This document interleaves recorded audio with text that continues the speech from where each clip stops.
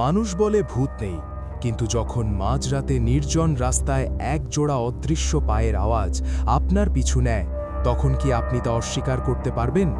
ভয় আর রোমাঞ্চের এক নতুন মাত্রা নিয়ে আমি হাজির হয়েছি আপনার প্রিয় চ্যানেল রিয়েল ইনসিডেন্ট 2.0-তে। আজকের ঘটনাটি আমাদের কাছে পাঠিয়েছেন সিলেটের জাফলং এলাকার একজন লিসেনার, নাম তার সুমিত। সুমিতের জীবনে ঘটে যাওয়া এই ঘটনাটি শুনলে আপনার রাতের ঘুম হারাম হয়ে যেতে পারে। তৈরি তো? তবে হেডফোনটা কানে লাগিয়ে নিন আর লাইটটা নিভিয়ে দিন, কারণ অন্ধকারেই সত্যিটা বেশি স্পষ্ট হয়। সুমিত তখন একটি এনজিওতে কাজ করতেন।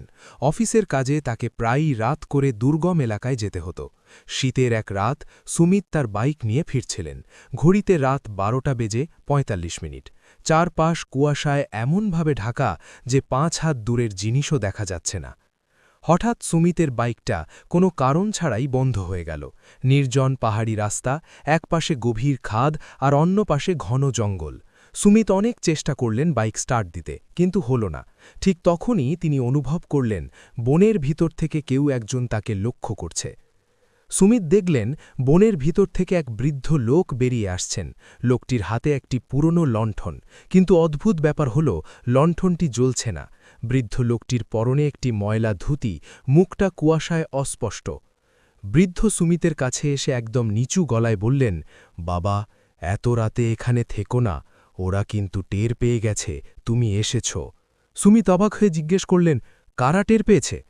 বৃদ্ধ কোনো উত্তর না দিয়ে খাঁদের দিকে আঙুল তুললেন।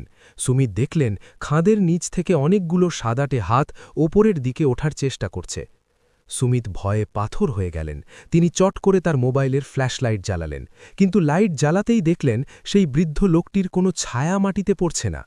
সুমিত যখন আবার খাদের দিকে তাকালেন, দেখলেন হাতগুলো এখন রাস্তার কিনারায় পৌঁছে গেছে।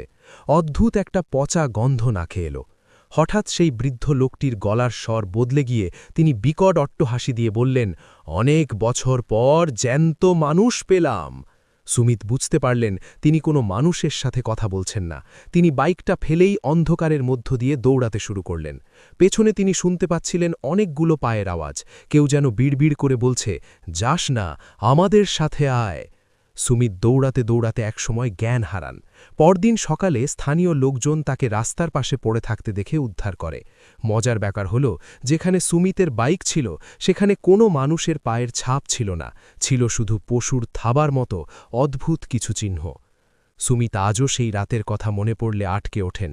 আজও তার মনে হয় সেই খাদের নিচের আত্মারা এখনও তার পিছু ছাড়ে।